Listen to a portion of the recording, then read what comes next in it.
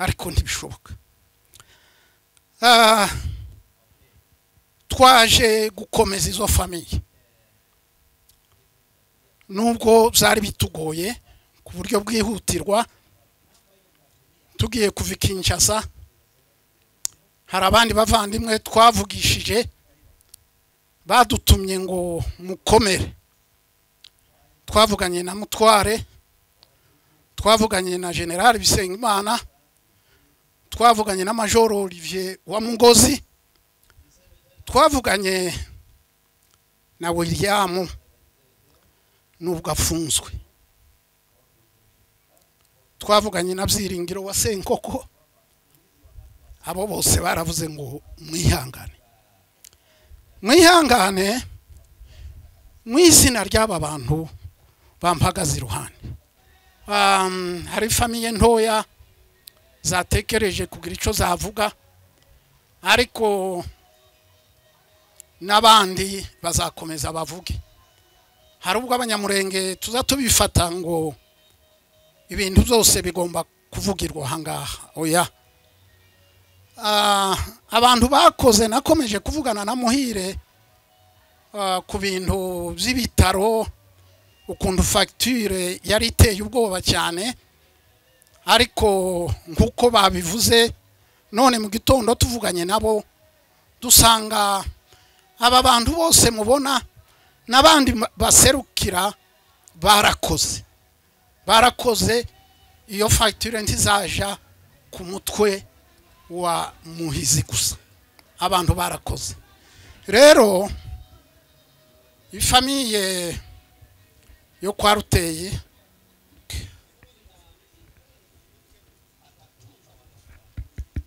reka dusabe rero abafizi aho bicaye bose batambuke. Acha tuombe familia ya wafizi waweze kupita wote.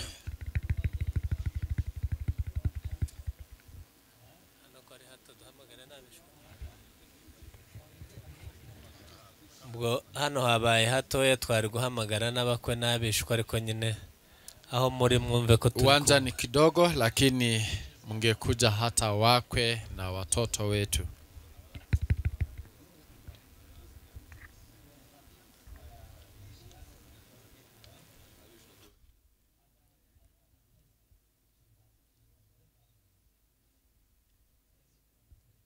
Sawa, reka rero twumve Honorable Enoch niwe ufata no mwanya kugira ngo ahumurize.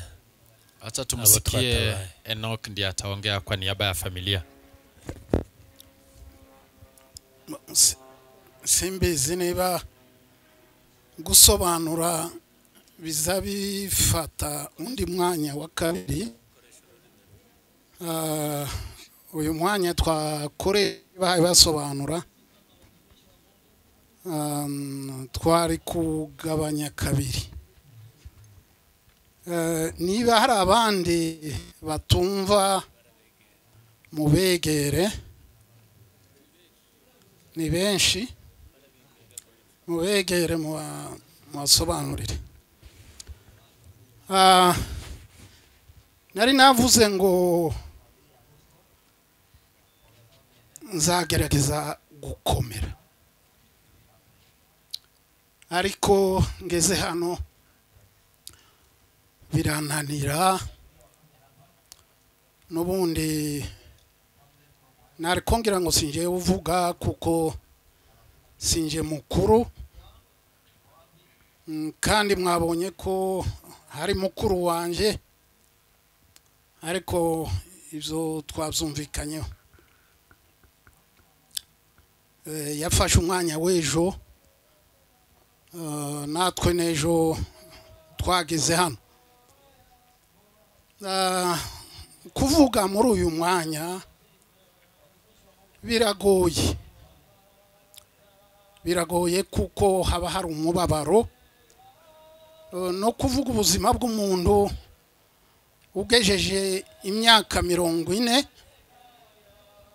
Niba mwarebye hariya byanditse, ni ngaho ukwezi yavutsemo, ariko kwezi yarangijemo kuva umunsi arwara. Agejeje imyaka 40.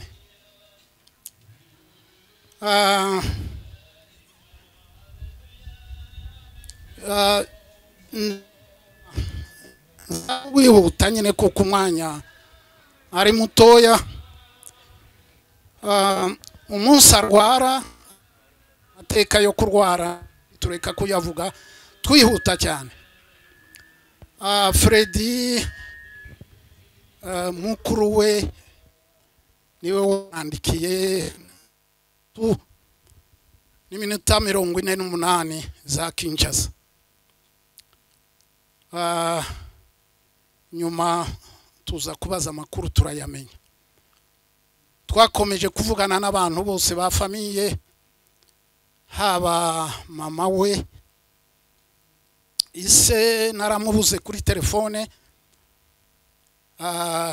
Nyabisabo twaje kuvugana nyuma, muhire we twakomeje kuvugana kenshi. Ndibutsa bukeya famiye zacu bwite, nubwo abanyamurenge bose bababaye.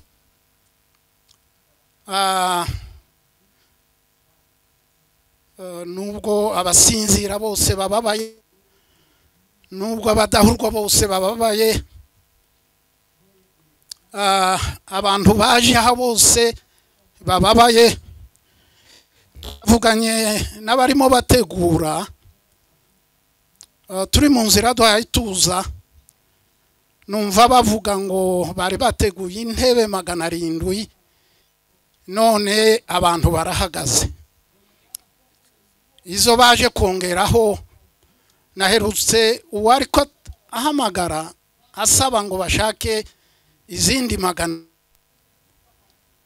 banyamurenge ba Kenya muri Ntwari gutabara. Ifamiye mwatabaye cyane cyane, ndavuga ifamiye zine. Ni famiye yo kwa Rubirigisha, yapfushije Ndakaniro. Ni famiye yo kwa Sebineza, aribo twebwe twapfushije umwana twareze.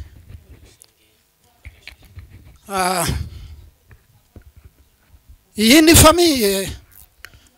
famiye yo kwa Karikera. Kwa Karikera niwe sekuru wa Mukandakanirwa, niwe se wa Pasiteri Miniati wavuze ahangaha. Iyi ni famiye mvuga, ni famiye yo kwa Ruteye, ni kwa sekuru w'uyu mukobwa wasizwe w'umupfakazi. Izo famiye ko ari zine, abatoya bari hano kuko abiganje muri twe ubu ngubu abafite imyaka imbere yacu ni bake cyane. Abatoya nabo ntibakimenya amasano y'abantu. Niyo bibaye gutya, ndashaka kuvuga umubabaro ayo mafamiye afite n'amasano bafitanye. Nkuko Pasiteri Minyati yabivuze, iyo bibaye gutya bizabyibutsa n'ibindi byabaye bisa nabyo. Muramu wacu Muhizi yapfushije umukwe ari umusore. Uriya mukobwa mwabonye hano Nyirabisabo yapfakaye afite abana 3.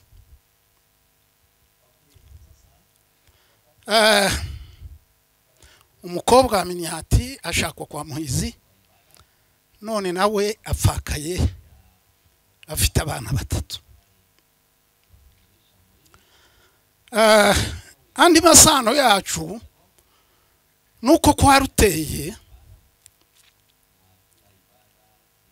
nyirakuru w'aba bana ni umukobwa wa Magambo waruteye, ni mushiki wa Sebazika. hari abo kwa ruteye turi kumwe hano. Iwacu sinsubira kuhavuga. Hari ubwo natekereje aya magambo tumaze kuyumva y'urupfu Rwanda Kanirwa, nibuka abamukundaga bose, abariho badashobora kugera aha ndetse n'abatakiriho. Nkuko mwabyumvise, abana bamuhizi ndagira uko mbibuka ari 7, ndagira n'umwe utarabaye iwacu. Impamvu nyamukuru bakunze kuba iwacu ni umukecuru w'iwacu. Narushe ndatekereza kuko igihe twabanaga Nyanza yaragihari, nicyo genda Kanirwa yabaga iwanje. Narushe ndatekereza ntuwamugarura ngo nawe agira icyo avuga, ariko ntibishoboka. Twaje gukomeza izo famiye nubwo byari bitugoye ku buryo bwihutirwa.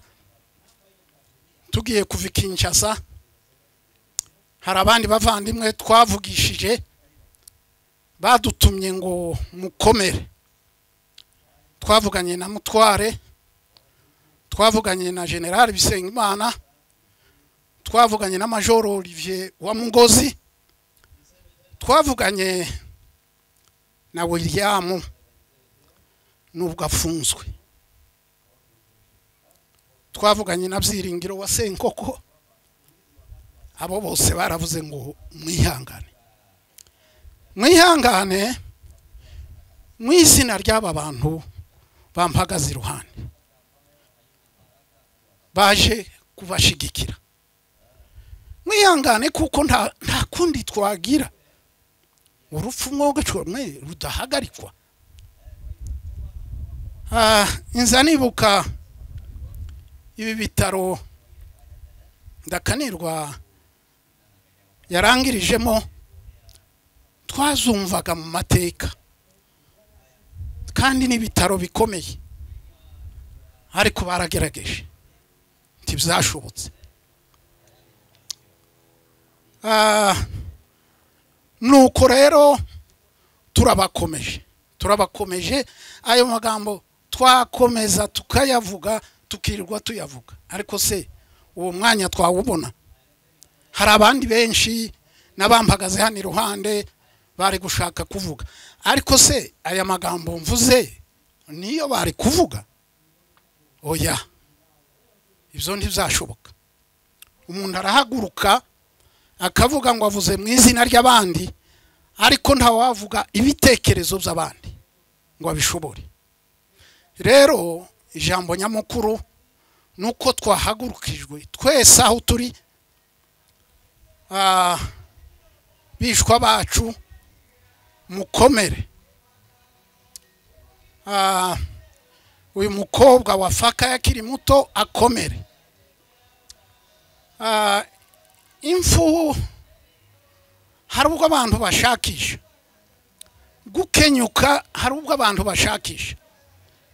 Ninjoro tuganira bukeya na famiye, naravuze ngo mu miryango, iyi miryango navuze yaranzwe mo n'abantu bakenyuka kugeza kuri basekuru, y'abasekuru wa Ndakanirwa, y'abasekuru w'uyu mukobwa uzara nyina, n'abantu bakenyutse. Ariko se ntabwo kubera no kwizera Imana abantu bafite, ntabwo tukiba muri izo ngo hari impfu zo gukenyuka zizakomeza kudukurikirana. Oya, twebwe icyo tuzi nuko Imana ishira karimbi ku muntu wese. Bamwe bagatinda bakamara imyaka, ndetse baza no kugenda ukaba umunsi mukuru. Ariko dushima Imana ko mu minsi 3 mikuru yandakanirwa, umunsi avuka, umunsi akora ubukwe, nuno munsi ayirangije, natwe turiho tukaba twarayibayeho mu buryo n'ubundi. Kurangiza rero hari famiye ntoya zatekereje kugira ico zavuga, ariko n'abandi bazakomeza bavuge. Hari ubwo abanyamurenge tuza tubifata ngo ibintu byose bigomba kuvugirwa hangaha. Oya, abantu bakoze, nakomeje kuvugana na Muhire ku bintu by'ibitaro, ukuntu facture yari iteye ubwoba cyane, ariko nkuko babivuze none mu gitondo tuvuganye nabo dusanga aba bantu bose mubona n'abandi baserukira barakoze iyo facture ntizaja ku mutwe wa Muhizi gusa, abantu barakoze. Rero ifamiye yo kwa Ruteye, hari umugabo tubana hari Kinshasa, yambwiye ngo nzabwire umuryango wa Muhizi ko hari contribution y'inka 2 nazanye, ariko bazakomeza gufasha uwo muryango. Uwo ni Alexis Gisaro. Mu ruhande rwacu ifamiye yo kwa Sebineza, none mu gitondo kuko twaje twihuta cyane niho twavuganye, habonetse inka 2 dutanga uyu munsi, ariko bari abana tuzakomeza dufatikanye no kwa Muhizi turera abo bana.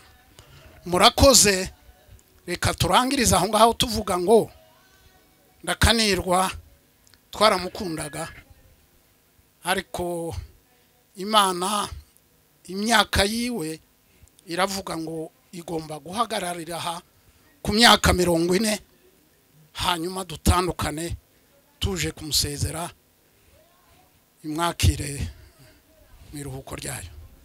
Murakoze.